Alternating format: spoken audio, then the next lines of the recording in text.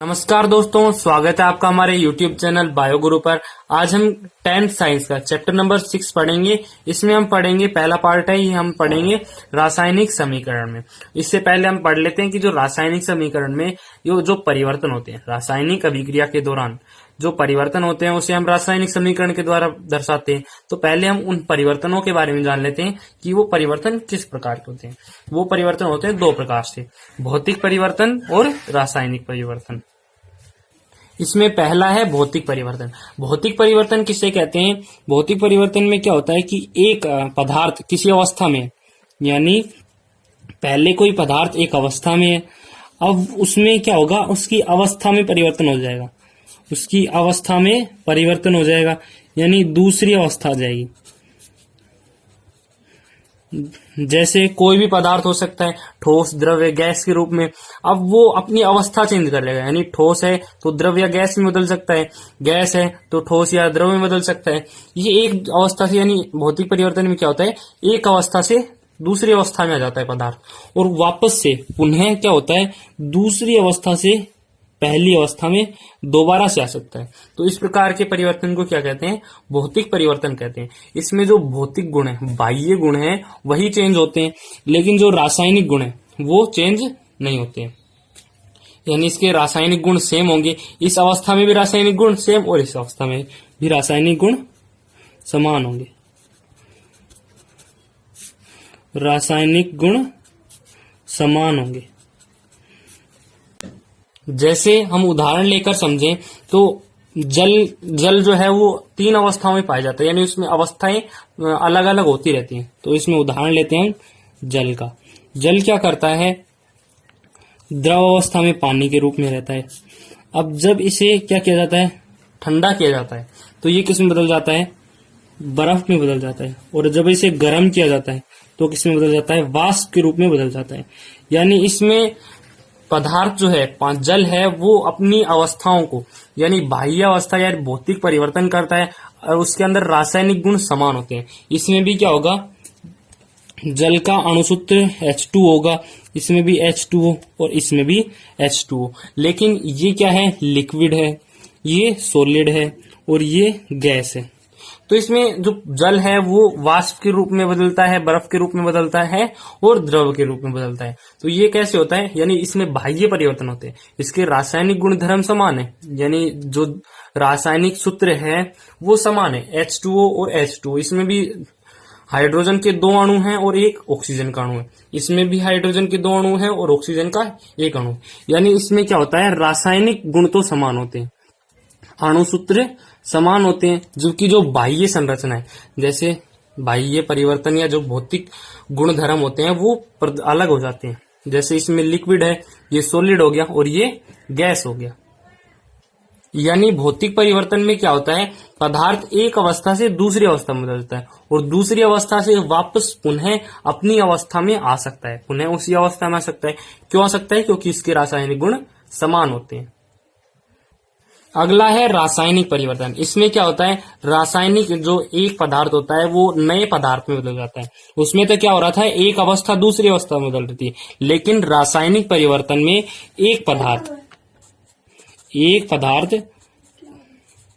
नए पदार्थ का निर्माण करता है, यानी इसमें रासायनिक गुण बदल जाते हैं।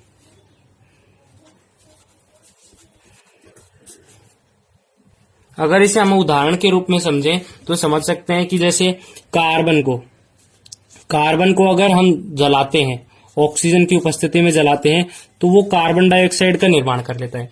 यानी यहाँ पर क्या होता है कि यहाँ पर रासायनिक गुण चेंज हो गए। ये कार्बन है, ये ऑक्सीजन है, लेकिन इसके रासायनिक गुण अलग हो गए। इसमें ऑक्सीजन गैस है, कार्बन सॉलिड है और CO2 गैस है। यानी इसमें अवस्था भी परिवर्तित हो सकती है, लेकिन पदार्थ जो है वो नया बनता है, पुराना पदार्थ नहीं होता। ये वापस से उत्क्रमणीय अभिक्रिया नहीं होती, यानी एक बार कार्बन का दहन हो गया, CO2 का निर्माण हो गया, तो वापस से CO2 से कार्बन नहीं बन सकता। यानी ये कैसी होती है, अनुत्क्रमणीय होती है। एक पदार्थ जब बन जाता है, एक पदार्थ से जब नया पदार्थ बन जाता है तो उसमें रासायनिक गुण परिवर्तित हो जाते हैं। जैसे इसमें कार्बन है और इसमें ऑक्सीजन है, ये परिवर्तित हो गए। जबकि भौतिक परिवर्तन में क्या हो रहा था, रासायनिक गुण समान थे, जैसे पानी का भी H2O, बर्फ का भी H2O और वाष्प का भी H2O। यहां पर केवल अवस्थाएं परिवर्तित हो रही थी, जबकि रासायनिक परिवर्तन में क्या होता है, पदार्थ चेंज हो जाते हैं, यानी रासायनिक गुण जो है वो परिवर्तित हो जाते हैं। कहते हैं कि भौतिक परिवर्तन और रासायनिक परिवर्तन में अंतर क्या होता है। अभी जो उसमें पहला अंतर है कि अभी हमने पढ़ा था कि भौतिक परिवर्तन में क्या होता है, पदार्थ जो होता है उसकी अवस्थाएं चेंज होती हैं, यानी उसके भौतिक गुण चेंज होते हैं, भौतिक गुणधर्म चेंज होते हैं। जबकि रासायनिक परिवर्तन में क्या हो रहा था, रासायनिक गुणधर्म या फिर जो रासायनिक संगठन होता है वो परिवर्तित हो रहा है। रासायनिक गुणधर्म या रासायनिक संगठन परिवर्तित हो रहा है। रासायनिक संगठन जैसे CO का सॉलिड है और O2 गैस है, तो इसमें कार्बन डाइऑक्साइड बदल गया, यानी रासायनिक संगठन चेंज हो गया और रासायनिक गुणधर्म भी चेंज हो गया। रासायनिक गुणधर्म कैसे चेंज हो गया कि ये सॉलिड है और ये गैस है, तो ये किस में परिवर्तित हो गई, गैस में परिवर्तित हो गई, यानी इसमें अवस्थाएं भी बदल सकती हैं और अवस्थाएं बदल नहीं भी सकती हैं, लेकिन रासायनिक गुणधर्म या फिर रासायनिक संगठन परिवर्तित होता है। अब भौतिक गुणधर्म में कौन कौन से होते हैं, रंग, अवस्था और गंध परिवर्तित हो सकती है। भौतिक गुणधर्म में क्या परिवर्तित होता है, रंग, अवस्था और गंध परिवर्तित हो सकती है, जबकि इसमें रासायनिक गुणधर्म चेंज होते हैं, यानी उनके जो रासायनिक अणुसूत्र होते हैं वो चेंज हो जाते हैं।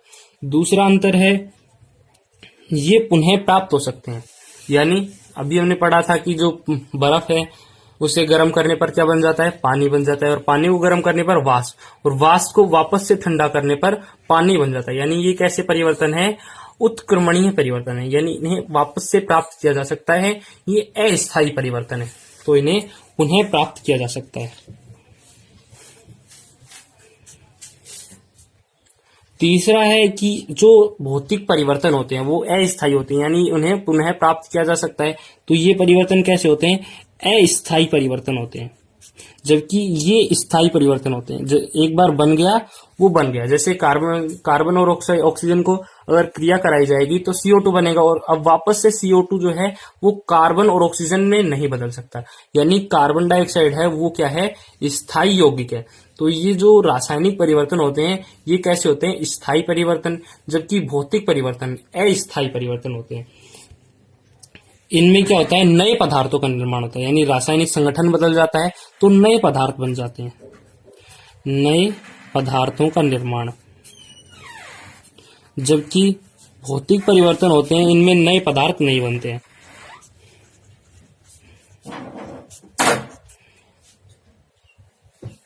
यहाँ पर ये 4 परिवर्तन है, इसको आपको याद रखना है कि भौतिक और रासायनिक परिवर्तन में क्या क्या अंतर होते हैं। इसमें भौतिक गुणधर्म परिवर्तित होते हैं, यानी रंग, अवस्था और गंध। अवस्था में जैसे ठोस से द्रव, द्रव्य से गैस, या फिर गैस से द्रव या फिर ठोस, इस प्रकार इसमें अवस्थाएं परिवर्तित होती हैं। जबकि इसमें जो रासायनिक अणुसूत्र होते हैं या फिर रासायनिक संगठन होता है वो परिवर्तित होता है। भौतिक परिवर्तन में जो पदार्थ बनते हैं उनसे वापस से अभिकारक प्राप्त की जा सकते हैं, यानी इनकी पुनः प्राप्ति संभव है, लेकिन रासायनिक परिवर्तन में पुनः प्राप्त नहीं किए जा सकते। जिन यौगिकों को लगाया है और जिनसे उत्पाद बने हैं उन्हें वापस से प्राप्त नहीं किया जा सकता है, इसलिए ये कैसे होते हैं, स्थायी परिवर्तन होते हैं, जबकि भौतिक परिवर्तन अस्थायी होते हैं। इनमें नए पदार्थों का निर्माण नहीं होता है, जबकि रासायनिक परिवर्तन में नए पदार्थों का निर्माण होता है। जब अणुसूत्र बदल जाएगा तो नए पदार्थों का निर्माण होगा, लेकिन भौतिक परिवर्तन में अणुसूत्र नहीं बदलते हैं, यानी नए पदार्थों का निर्माण नहीं होता है। अगला टॉपिक है रासायनिक समीकरण। रासायनिक समीकरण किसे कहते हैं, जो रासायनिक अभिक्रियाएं होती हैं, रासायनिक अभिक्रियाएं होती हैं, अगर उन्हें हम प्रतीकों के द्वारा या फिर अणुसूत्रों के द्वारा प्रदर्शित करें तो उसे हम क्या कहते हैं, रासायनिक समीकरण कहते हैं। जैसे कोई रासायनिक अभिक्रिया हो रही है, यानी कार्बन का दहन हो रहा है, तो C+O2, इसमें हमने क्या किया है, कार्बन का अणुसूत्र ले लिया, फिर ये कार्बन का प्रतीक ले लिया और ऑक्सीजन का प्रतीक ले लिया, और इससे अभिक्रिया हो रही है और CO2 का निर्माण हो रहा है। यानी प्रतीकों द्वारा या फिर अणुसूत्रों के द्वारा किसी रासायनिक अभिक्रिया को प्रदर्शित किया जाता है, तो उसे हम क्या कहते हैं? रासायनिक समीकरण कहते हैं। इस रासायनिक अभिक्रिया को दो भागों में बांटा जाता है, एक तो तीर के निशान के इधर वाला और एक तीर के निशान दाईं ओर। तो इसे हम क्या कहते हैं? जो तीर के निशान के दाईं ओर होता है उसे हम उत्पाद कहते हैं, यानी बनने वाला। इससे इसका निर्माण हो रहा है कार्बन के ऑक्सीकरण से कार्बन डाइऑक्साइड का निर्माण हो रहा है, तो लास्ट में उत्पाद क्या बच रहा है? CO2। इसे हम तीर के दाईं तरफ लिखते हैं, जबकि बाईं तरफ क्या होते हैं? अभिकारक होते हैं। इन्हें अभिकारक कहते हैं। अभिकारक किसे कहते हैं? जो रासायनिक अभिक्रिया में भाग लेते हैं। ये भाग ले रहे हैं और किसका निर्माण कर रहे हैं? उत्पाद का निर्माण कर रहे हैं। तो जो अभिकारक होते हैं वो तीर के निशान के बाईं तरफ होते हैं, जिन्हें हम अभिकारक या फिर क्रियाकारक कहते हैं। और बीच में एक तीर का निशान होता है जो किसे प्रदर्शित करता है? रासायनिक समीकरण को प्रदर्शित करता है या फिर रासायनिक अभिक्रिया को प्रदर्शित करता है कि रासायनिक अभिक्रिया इस दिशा में हो रही है, यानी कार्बन का ऑक्सीकरण हो रहा है और कार्बन डाइऑक्साइड का निर्माण हो रहा है। और तीर के दाईं तरफ उत्पाद होता है, यानी बनने वाला जो अंतिम उत्पाद होता है वो तीर के बाईं तरफ लिखा जाता है। इस तरह रासायनिक समीकरण के दो भाग होते हैं, अभिकारक या क्रियाकारक और उत्पाद। अब जान लेते हैं रासायनिक समीकरण को लिखने के चरण, यानी किन चरणों के द्वारा रासायनिक समीकरण को लिख सकते हैं। रासायनिक समीकरण को लिखने के चरण में पहला चरण है रासायनिक समीकरण। रासायनिक अभिक्रिया को लिखने के लिए सबसे पहले अभिकारक को लिखते हैं, यानी जो रासायनिक समीकरण में भाग ले रहे हैं उन्हें लिखते हैं। जैसे कार्बन और ऑक्सीजन ले रहे हैं तो इन्हें लिखते हैं, और फिर तीर का निशान लगाया जाता है। उसके बाद में क्या किया जाता है? जो अंतिम उत्पाद बचता है उसे लिखा जाता है, यानी कार्बन डाइऑक्साइड को। तो ये तो हो गया रासायनिक समीकरण को लिखने का पहला चरण। दूसरा चरण है अगर जो अभिकारक है, यानी फिर जो रासायनिक अभिक्रिया में भाग ले रहे हैं वो एक से अधिक हो या फिर उत्पाद एक से अधिक हो, तो उनके बीच में प्लस का चिन्ह लगाया जाता है। यानी इसमें दो अभिकारक हैं या फिर क्रियाकारक है, दो अभिकारक भाग ले रहे हैं तो इनके बीच में प्लस का सिंबल लगाया जाता है। और अगर इनसे दो का निर्माण हो रहा है, उत्पाद में भी दो का निर्माण हो रहा है, तो इसमें भी अगर दूसरा उत्पाद होता तो उसमें भी बीच में प्लस लगाया जाता और दूसरा उत्पाद लिख दिया जाता। लेकिन यहाँ पर केवल एक उत्पाद बन रहा है, इसलिए यहाँ पर तीर का निशान नहीं लगाया जाएगा या फिर जो प्लस का निशान है वो नहीं लगाया जाएगा। तो ये तो हो गया पहला और दूसरा चरण, यानी जो अभिकारक होते हैं उन्हें पहले लिखा जाता है तीर के निशान के बाद उत्पाद को लिखा जाता है। और दूसरे चरण में क्या था? अगर अभिकारक या उत्पाद संख्या में एक से अधिक है तो उनके बीच में क्या लगाया जाता है? धन का चिन्ह लगाया जाता है, यानी प्लस का चिन्ह लगाया जाता है। तीसरा चरण है जो रासायनिक समीकरण होती है उसमें ना तो द्रव्यमान की हानि होती है ना द्रव्यमान बढ़ता है, द्रव्यमान स्थिर रहता है। जैसे इसमें हम समझे तो कार्बन का एक अणु है और यहाँ पर ऑक्सीजन के कितने अणु हैं? 2 परमाणु हैं। ऑक्सीजन का एक अणु है और परमाणु कितने हैं? 2 हैं। जबकि जब उत्पाद बन रहा है उसमें भी कार्बन 1 है और ऑक्सीजन के परमाणु कितने हैं? 2 हैं। तो इस प्रकार जो रासायनिक समीकरण होती है उसमें अभिकारक में भी उतना ही द्रव्यमान होता है और अंत में जो उत्पाद बचता है उसमें भी उतना ही द्रव्यमान होता है। यानी ना तो द्रव्यमान का क्षय होता है और ना द्रव्यमान की अधिकता होती है, द्रव्यमान स्थिर रहता है। रासायनिक समीकरण को लिखने के लिए अगला चरण है, यानी चौथा चरण है कि जो रासायनिक अभिक्रिया होती है उसमें हम उत्पाद या फिर अभिकारक के जो अणु हैं उनकी संख्या को घटा बढ़ाकर उससे संतुलित कर सकते हैं। जैसे नाइट्रोजन और हाइड्रोजन की जब क्रिया कराई जाती है तो अमोनिया का निर्माण होता है। लेकिन यहाँ पर अगर देखें तो नाइट्रोजन के 2 अणु हैं और हाइड्रोजन के भी 2 अणु हैं, यानी अभिकारक के कितने अणु हो गए? 4 अणु हो गए। लेकिन जब यहाँ पर देखते हैं, उत्पाद में देखते हैं तो परमाणु तो 4 ही हैं, लेकिन नाइट्रोजन का 1 है और हाइड्रोजन के 3 हैं। तो इनको संतुलित करने के लिए हम अभिकारक और उत्पाद की जो अणु है उनकी संख्या को घटा बढ़ाकर उसे संतुलित कर सकते हैं। जैसे इसमें हाइड्रोजन के अगर हम 3 अणु ले लें तो किसका निर्माण हो जाएगा? 2 अमोनिया का निर्माण हो जाएगा। और अब इसमें देखें तो हाइड्रोजन की संख्या कितनी हो गई? अभिकारकों में हाइड्रोजन की संख्या हो गई 6 और यहां पर कितनी हो गई 3 और 2 6 यानी 3 + 3 6 हो गई। और नाइट्रोजन की संख्या एक अणु में 1 और दूसरे अणु में भी 1, तो यानी नाइट्रोजन की संख्या भी 2 हो गई। तो यहाँ पर भी नाइट्रोजन की संख्या 2 है और यहाँ पर भी नाइट्रोजन की संख्या 2 है और यहाँ पर हाइड्रोजन की संख्या 6 है और यहाँ पर भी हाइड्रोजन की संख्या 6 है। तो इस प्रकार हम अभिकारक और उत्पाद की संख्या को घटा बढ़ाकर हम उस अभिक्रिया को संतुलित कर सकते हैं। इसे हम कहते हैं हिट एंड ट्रायल मेथड या फिर अनुमान विधि। ये आपको याद रखना है कि जो रासायनिक अभिक्रिया होती है, रासायनिक अभिक्रिया को संतुलित करने के लिए एक विधि होती है जिसे अनुमान विधि कहते हैं या फिर हिट एंड ट्रायल विधि कहते हैं।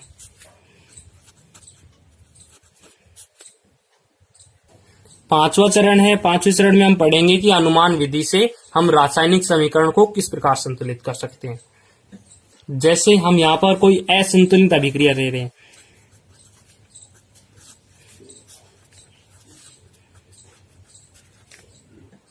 अनुमान विधि में सबसे पहले क्या होता है, यानी पांचवें चरण में हम क्या करते हैं कि जो हाइड्रोजन की संख्या होती है, हाइड्रोजन और ऑक्सीजन को छोड़कर और बाकी के जितने भी परमाणु हैं, पहले हम उनकी संख्या को संतुलित कर लेते हैं।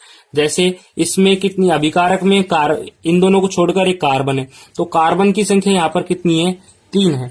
जबकि उत्पाद में कार्बन की संख्या देखें तो कार्बन की संख्या 1 है। तो पहले हम हाइड्रोजन और ऑक्सीजन को छोड़ देते हैं और जो कार्बन है उसकी संख्या को संतुलित कर लेते हैं। यहाँ पर अभिकारक में 3 है तो उत्पाद में भी हम यहाँ पर 3 लिख लेते हैं। उसके बाद में हाइड्रोजन की संख्या को संतुलित कर लेते हैं। यहाँ पर कार्बन की संख्या संतुलित हो गई, अभिकारक में भी कार्बन 3 है और उत्पाद में भी कार्बन 3 है।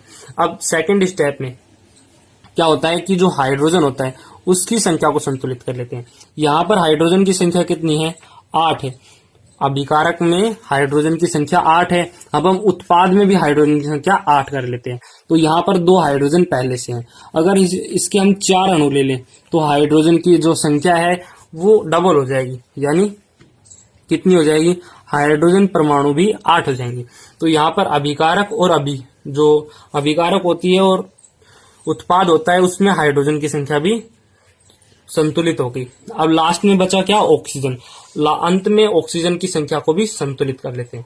अब यहाँ पर कार्बन की संख्या संतुलित हो गई, हाइड्रोजन की संख्या संतुलित हो गई। अब अंत में क्या बचा, ऑक्सीजन की संख्या को संतुलित करते हैं। यहाँ पर ऑक्सीजन के परमाणु कितने हैं 2 हैं। यहाँ पर कितने हैं 2 एक अणु में। इसी प्रकार 3 अणुओं में कितने हो गए 6 ऑक्सीजन हो गए और अगले में कितने हो गए 4। इस प्रकार उत्पाद में तो 10 ऑक्सीजन हो गए और अभिकारक में 2 ऑक्सीजन हो गए। तो इनकी संख्या को संतुलित करने के लिए हम इसे 5 से गुणा कर दे तो 10 हो जाएंगे, गुणा 5 10 हो जाएंगे। तो इसके 5 अणु ले लेते हैं तो ये अभिक्रिया संतुलित हो गई। इस प्रकार रासायनिक अभिक्रिया को संतुलित किया जाता है। पहले हाइड्रोजन और ऑक्सीजन को छोड़कर जो अन्य परमाणु हैं उनकी संख्या को संतुलित कर लेते हैं। उसके बाद हाइड्रोजन की संख्या को संतुलित करते हैं और अंत में ऑक्सीजन की संख्या को संतुलित करते हैं। इसे हम अनुमान विधि कहते हैं। ये रासायनिक समीकरण को लिखने के लिए 5वां चरण हो गया। अगला चरण है जो रासायनिक समीकरण के द्वारा, अनुमान विधि के द्वारा रासायनिक समीकरण को जब संतुलित कर लिया जाता है उसके बाद में क्या किया जाता है, उसकी भौतिक अवस्थाएं लिख दी जाती हैं। जो भौतिक परिवर्तन होता है उसमें जो भौतिक अवस्थाएं बनती हैं उनको लिख दिया जाता है। जैसे कार्बन और ऑक्सीजन हो गया तो उससे किसका निर्माण हो गया, कार्बन डाइऑक्साइड का। इसे हम पहले से समझे तो पहले और दूसरे में इसमें प्लस भी लग गया और अभिकारक इधर लिख दिया और उत्पाद इधर लिख लिए। तीसरे में क्या होता है कि जो द्रव्यमान देख लेते हैं, द्रव्यमान का क्षय हो रहा है या फिर अधिक हो रही है, और द्रव्यमान का क्षय या फिर अधिकता नहीं हो रही है यानी द्रव्यमान स्थिर है, तो तीसरा स्टेप भी कंप्लीट हो जाता है। चौथे स्टेप में क्या होता है, अभिकारक या उत्पाद की संख्या में वृद्धि करके हम संतुलित कर लेते हैं, या फिर इस प्रकार भी वृद्धि नहीं होती तो अनुमान विधि से हम रासायनिक समीकरण को संतुलित कर लेते हैं। और अंत में छठे चरण में क्या होता है, यहाँ पर क्या होता है, रासायनिक समीकरण संतुलित है, यानी कार्बन भी उतने ही है और ऑक्सीजन भी उतने ही है। तो यहाँ पर अंत में जब छठा चरण होता है तो इसमें क्या होता है, भौतिक अवस्थाएं लिख दी जाती हैं। जैसे कार्बन की भौतिक अवस्था सॉलिड है, कार्बन सॉलिड है, ऑक्सीजन गैस है और कार्बन डाइऑक्साइड भी गैस है। इन्हें कोष्टक के साथ इसमें लिख दिया जाता है। तो इस प्रकार छठे चरण में इनकी क्या की जाती है, भौतिक अवस्था लिख दी जाती है। और अगर कोई पदार्थ इन तीनों भौतिक अवस्था में नहीं है, यानी जलीय विलयन है में है, यानी आयनिक अवस्था में है, तो उसे हम कैसे लिखते हैं, सातवें चरण में क्या करते हैं, जैसे हम कोई उदाहरण लेते हैं जो एक्वस सॉल्यूशन हो, CaOH का होल ट्वाइस। यहां पर जो CaO है वो सॉलिड है, हाइड्रो जो जल है वो क्या है, लिक्विड फॉर्म में, यानी द्रव अवस्था में है। जबकि इन दोनों के अभिक्रिया से, जब ये दोनों अभिक्रिया करती हैं तो CaOH का होल ट्वाइस इसका निर्माण होता है। तो ये कैसा है, ये जल में घुला हुआ है, यानी ये ना तो सॉलिड है ना लिक्विड है। तो इसे हम कैसे लिखते हैं, AQ लिखते हैं, यानी एक्वस लिखते हैं। तो जो जलीय विलयन में होता है उसे हम AQ लिखते हैं। ये 7वां चरण हो गया। 8वें चरण में क्या किया जाता है, जो अभिक्रिया अनुत्क्रमणीय है या फिर उत्क्रमणीय है उसका पता किया जाता है। यानी 8वें चरण में जो अभिक्रिया उत्क्रमणीय है, जैसे N2+3H2 से किसका निर्माण हो रहा है, अमोनिया का निर्माण हो रहा है।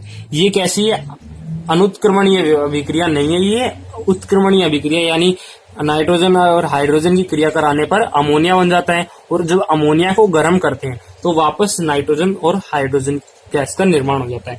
तो ये तो हो गया क्या हो गया, तीर का निशान लग गया, यानी शुरू से 7वें चरण इसमें कंप्लीट हो गए। अब ये जब अनुत्क्रमणीय अभिक्रिया यानी उत्क्रमणीय अभिक्रिया है, ये दोनों दिशाओं में चल रही है, तो इसमें क्या होगा, तीर का निशान इस प्रकार लगाया जाता है। यानी जो उत्क्रमणीय अभिक्रिया होती है जो दोनों दिशाओं में चलती है, उसमें कैसा तीर का निशान लगाया जाता है, उत्क्रमणीय अभिक्रिया का। ये क्या है, उत्क्रमणीय अभिक्रिया का सिंबल है। यानी जिस किसी भी अभिक्रिया में ये सिंबल आ जाए तो उसका मतलब क्या होता है, ये अभिक्रिया दोनों दिशाओं में अग्रसर हो सकती है। इससे इसका भी निर्माण हो सकता है, यानी अभिकारक से उत्पाद का भी निर्माण हो सकता है, और उत्पाद से अभिकारक का भी निर्माण हो सकता है। तो 8वें चरण में उत्क्रमणीय और अनुत्क्रमणीय का पता लगाया जाता है। 9वें चरण में क्या होता है, 8वें चरण तक तो उत्क्रमणीय और अनुत्क्रमणीय का पता लगा, 9वें चरण तक तो क्या हो गया, उत्क्रमणीय और अनुत्क्रमणीय का पता लग गया। 9वें चरण में क्या होता है कि अब अगर हम इसी का उदाहरण लेकर चलें, यानी उत्क्रमणीय अभिक्रिया N2+3H2 2NH3, अगर इसका उदाहरण लेकर चलें तो 9वें चरण में क्या होता है, ताप और दाब का पता लगाया जाता है। यानी इसमें अगर कितने ताप और कितना दाब आवश्यक है उसे हम तीर के निशान के ऊपर लिख देते हैं। जैसे इसमें 773 केल्विन ताप की आवश्यकता होती है, और उसके साथ ही 200 ATM दाब की आवश्यकता होती है। तो इसे अगर किसी अभिक्रिया को ताप या दाब की आवश्यकता होती है तो उसे हम तीर के निशान के ऊपर लिख देते हैं। 10वें चरण में क्या होता है, 10वें चरण में पता लगाया जाता है कि जो अभिक्रिया हो रही है वो ऊष्मा छेपी है या ऊष्मा शोषी है, यानी ऊष्मा को ग्रहण कर रही है या फिर ऊष्मा को प्रदान कर रही है। जैसे N2+3H2 की जब क्रिया कराते हैं तो अमोनिया का निर्माण होता है। इसके साथ ही इस अभिक्रिया से जब ये अभिक्रिया होती है और अमोनिया का निर्माण होता है तो ऊष्मा मुक्त होती है, 10.5 किलो कैलोरी पर मोल ऊर्जा मुक्त होती है। यानी इसमें क्या हो रहा है, ऊष्मा छेपी है। इसी प्रकार जब N2 की क्रिया किसके साथ कराया जाता है, O2 के साथ क्रिया कराई जाती है तो 2NO2 का निर्माण होता है। इससे ऊर्जा, जब ये अभिक्रिया कराई जाती है तो इसको ऊर्जा की आवश्यकता होती है। यानी कितनी ऊर्जा की आवश्यकता होती है, 21.6 किलो कैलोरी प्रति मोल ऊर्जा की आवश्यकता होती है। यानी ये कैसी अभिक्रिया हो गई, ऊष्मा शोषी अभिक्रिया हो गई। जब कोई ऊष्मा निकल रही होती है फिर ऊष्मा जुड़ रही होती है तो उसे हम अभिक्रिया के जब उत्पाद बनता है उसे लास्ट में लिख देते हैं प्लस या फिर माइनस करके, जिससे हमें ये पता लग जाता है कि ये ऊष्मा शोषी है या ऊष्मा छेपी है। तो इसमें पता लग रहा है कि इस अभिक्रिया से जब N2 से 3H2 का निर्माण की क्रिया होती है और अमोनिया का निर्माण होता है तो 10.5 किलो कैलोरी ऊर्जा मुक्त होती है। यानी इसके साथ प्लस हुई है। प्लस कब करते हैं, जब उत्पाद एक से अधिक हो, यानी इसमें ऊर्जा का निर्माण हो रहा है तो इसे हम प्लस के द्वारा दर्शाते हैं। जबकि जब इसमें ऊर्जा लगती हो, यानी N2 की 2O2 के साथ क्रिया कराते हैं तो 21.6 किलो कैलोरी की आवश्यकता होती है, जिससे 2N2 का निर्माण होता है। तो इसमें अभिक्रिया कैसी हो गई, ऊष्मा छिपी हो गई। ऊष्मा शोषी हो गई, और जबकि ऊपर वाली कैसी हो गई, ऊष्मा छेपी हो गई, यानी ये ऊष्मा को ग्रहण करती है। तो इसे माइनस से लिख दिया और ऊपर वाले को प्लस से। एक बात और जान लेते हैं कि जो ऊष्मा को हम रासायनिक समीकरण में प्रदर्शित करते हैं तो उसे इस सिंबल से प्रदर्शित करते हैं, यानी इसमें ऊष्मा ले भी सकती है, ऊष्मा छोड़ भी सकती है, यानी ऊष्मा शोषी भी हो सकती है, ऊष्मा ग्रहण कर भी सकती है। तो ऊष्मा को किस प्रकार प्रदर्शित करते हैं, इस सिंबल से प्रदर्शित करते हैं। ये कहाँ लिखा जाता है, हमेशा जो अभिक्रिया होती है उसमें जो तीर का निशान लगता है उसके ऊपर वाली साइड लिखी जाती है। 11वें चरण में क्या किया जाता है कि जो रासायनिक अभिक्रिया होती है उसमें यदि किसी उत्प्रेरक की आवश्यकता होती है, यानी अभिक्रिया को उत्प्रेरित करने के लिए यदि किसी उत्प्रेरक की आवश्यकता होती है तो उसे हम तीर के निशान के ऊपर लिखते हैं। जैसे ये कोई अभिक्रिया है, इसमें निकिल की उपस्थिति होना अनिवार्य है, तो निकिल क्या है, इसमें उत्प्रेरक है, यानी इस अभिक्रिया को उत्प्रेरित कर रहे हैं। तो जो निकिल उत्प्रेरक है उसे हम तीर के निशान के ऊपर लिखते हैं, यानी इस प्रकार। तो इस अभिक्रिया को उत्प्रेरित करने के लिए जो उत्प्रेरक होता है वो क्या होता है, निकिल होता है, जिसे हम तीर के निशान के ऊपर लिखते हैं। तो ये हमारे रासायनिक समीकरण को लिखने के लिए 11 चरण कंप्लीट हुए हैं। अगले वीडियो में हम रासायनिक समीकरण की विशेषताएं और उनके गुण के बारे में